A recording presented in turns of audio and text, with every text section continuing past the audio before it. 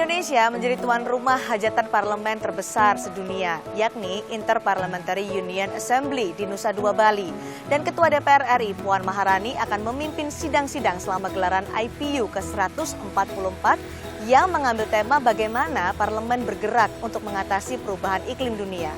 Apakah momen ini akan digunakan Ketua DPR RI Puan Maharani untuk menyuarakan Indonesia bagi dunia? Saya akan berbincang bersama Puan Maharani di Padamu Negeri. Inter-Parliamentary Union atau IPU adalah organisasi internasional yang mewadahi 173 parlemen internasional dan 11 organisasi keparlemenan. Dalam misinya, IPU bertujuan untuk mewujudkan perdamaian dan kerjasama antar bangsa melalui berbagai dialog seputar demokrasi, kesetaraan gender, perubahan iklim, dan berbagai isu geopolitik. Pada pelaksanaan Assembly and Related Meeting Inter-Parliamentary Union ke-144, Indonesia mendapatkan kesempatan menjadi tuan rumah di Nusa Dua Bali, dipimpin oleh Ketua DPR RI Puan Maharani.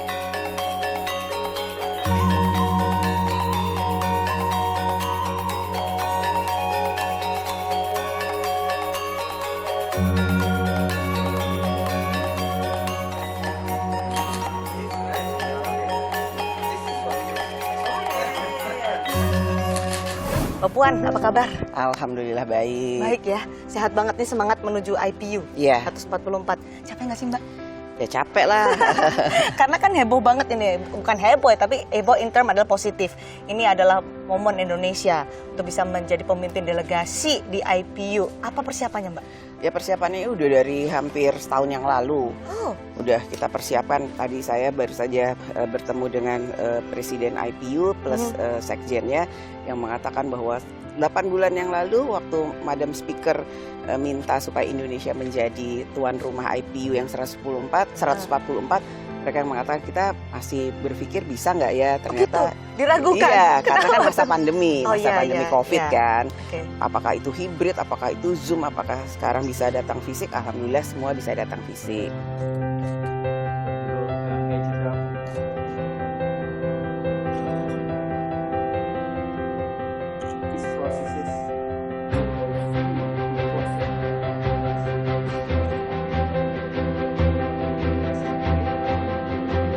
Akan banyak event-event yang kemudian dilaksanakan secara terus-menerus selama 5 hari. Dan dalam rapat terakhir ini tentu saja Pak Gubernur bersama dengan seluruh Forkominda siap untuk bisa membantu dan melaksanakan hal-hal terkait dengan kesiapan Bali untuk mendukung penyelenggaraan IPU ke-144 tanggal 20 Maret yang akan datang.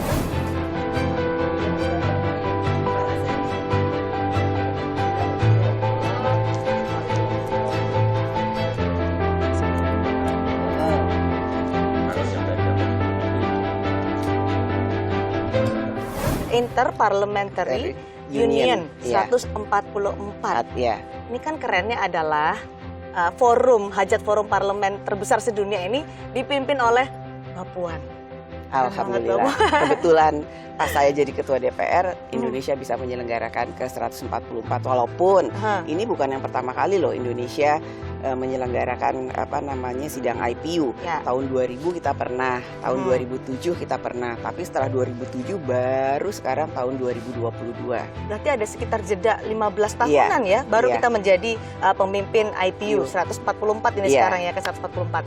Kalau kita bicara soal IPU Mbak Puan, temanya kan panjang nih, Getting to Zero, Mobilizing Parliament on Climate Change. Nah itu apa? Kenapa dipilih tema itu? Ya karena kan sekarang urusan climate change atau perubahan iklim itu menjadi sangat penting sekali. Ya bagaimana kemudian nantinya itu tentu saja akan ada hubungannya dengan SDGs, bagaimana air, kemudian tanah, lingkungan dan lain-lain sebagainya. Sekarang kan kita suka bingung juga, kok tiba-tiba panas, tiba-tiba hujan. Benar, kayak tadi panas ya, tadi sekarang panas, mendung sekarang udah mulai tiba-tiba. mendung. Aha. Bahkan kemudian musim panen, harusnya tadinya musim panen padi misalnya, harusnya sekarang ini musim panennya kering, Ya. tiba-tiba hujan terus. Artinya kan ya kayak begitu-begitu itu menjadi concern dari seluruh negara terkait dengan climate change ini. Jadi ya saya berharap di IPU 144 ini kita semua bisa diskusi apa sih yang harus dilakukan oleh seluruh negara yang tergabung dalam IPU terhadap climate change atau perubahan lingkungan ini. Karena nggak semua negara bisa menyelesaikan persoalan itu sendiri. Iya, tidak ada apapun yang bisa dilakukan sendiri-sendiri, semuanya harus gotong royong.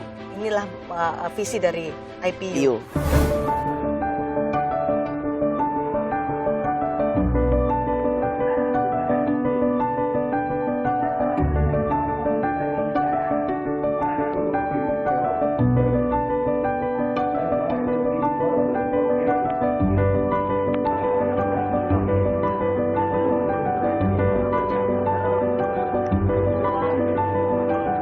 Apa yang dibawa Mbak Puan sebagai representasi Indonesia di Iya. IPU? Visi dan juga misi yang nanti akan disuarakan Mbak Puan mewakili Indonesia. Ya pertama tentu saja Indonesia menjadi salah satu negara yang punya peran secara global atau internasional. Aha. Kita harus bersikap bahwa Indonesia siap. Walaupun sekarang ini sedang pandemi COVID-19 Ya. yang terjadi di seluruh dunia, Indonesia siap bahwa apa yang akan kita lakukan saat pandemi COVID, pasca pandemi COVID dan setelahnya. Nah ini tentu saja kita harus bisa menyuarakan secara positif hal menjadi visi dan misi Indonesia ke depan. Oke, visinya disuarakan di IPU Iya. oleh Mbak Puan sebagai ketua. Bukan hanya saya, delegasi Indonesia. Oke. Energi matahari sangat melimpah, tetapi perlu sebuah investasi yang besar, perlu sebuah transfer teknologi, perlu pendanaan iklim global yang betul-betul serius didukung oleh internasional.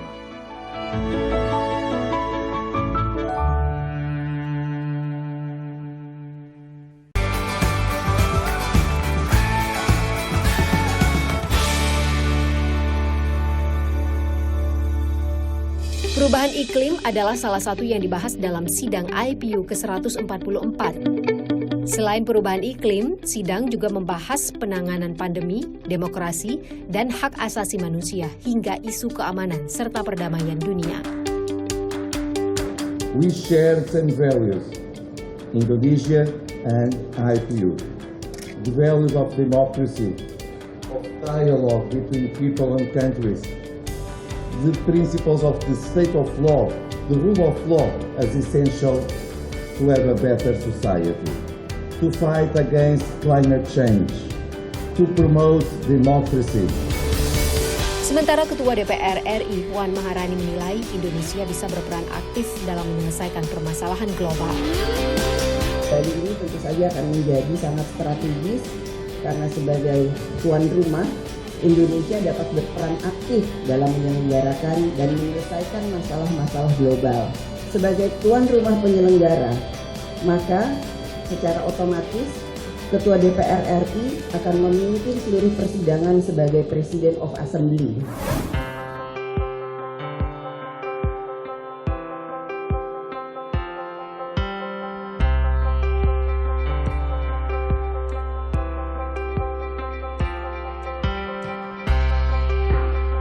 Oke, nah Mbak Puan ini kan memimpin delegasi IPU 144 itu tugasnya gimana, apa aja tuh Mbak, dan apa yang nanti akan menjadi PR dari Mbak Puan di IPU ini yang menjadi tujuan Mbak?